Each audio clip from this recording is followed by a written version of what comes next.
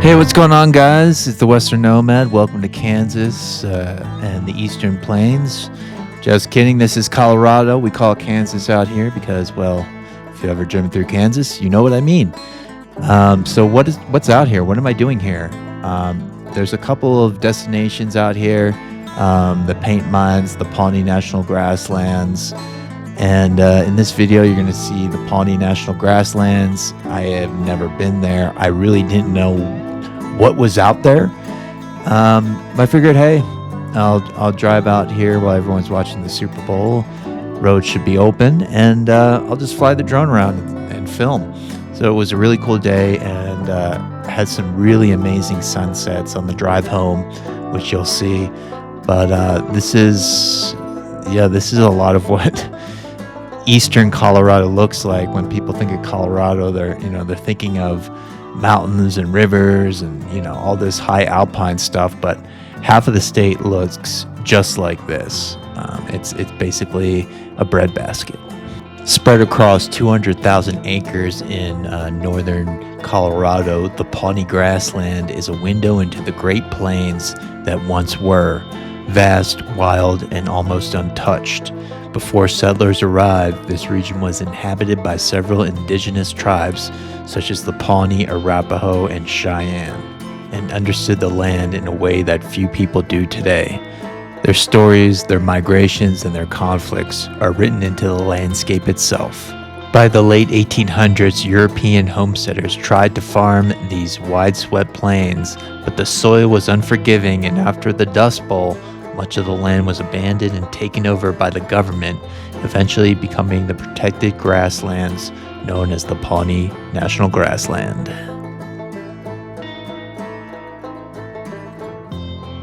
I'm the Western Nomad. I'm out here on the eastern plains of Colorado, Pawnee Grasslands, checking everything out, seeing what this place has to offer.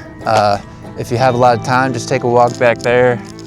God knows what you'll find, but I'm going to cover the eastern plains of Colorado and see if I can find some gems that maybe people haven't really heard of, and report it to my audience. Thanks for all the support. Thanks for subscribing to my channel, for commenting. Really exciting to see what's happening.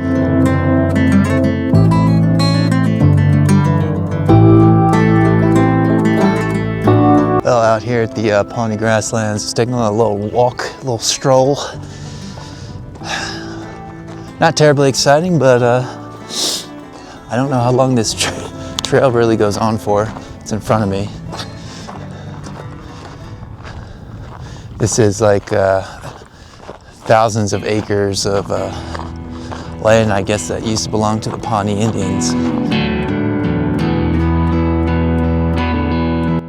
In the 1930s, a lot of homesteaders came out here. The government promised free land.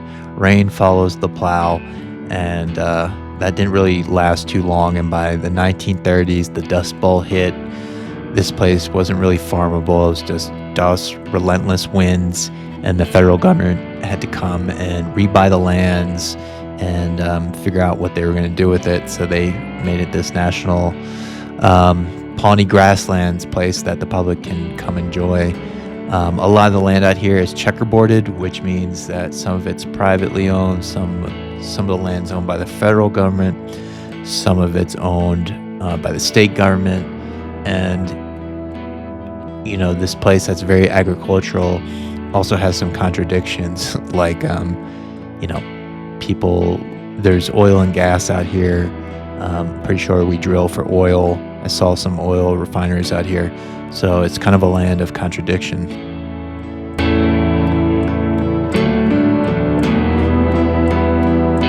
So also, to my surprise, when I was researching this area, this is like a big place for bird watching. And apparently there's over like 300 bird species in the area. There's hawks, eagles, burrowing owls, longspurs, lark buntings thrive. I don't know what these birds are, but apparently people come out here for bird watching. But I just love the drive home, especially as the sun's setting. As you can see in the next couple shots, the views just keep getting better and better. And since it's the winter,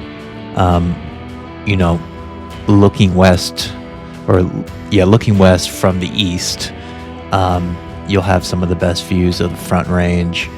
And with the alpine glow this time of year, it's just magical. I think the sunsets are better in winter than any other season in Colorado. If you agree or disagree, drop a comment. But I just really loved taking my time getting home and enjoying the last couple minutes of daylight.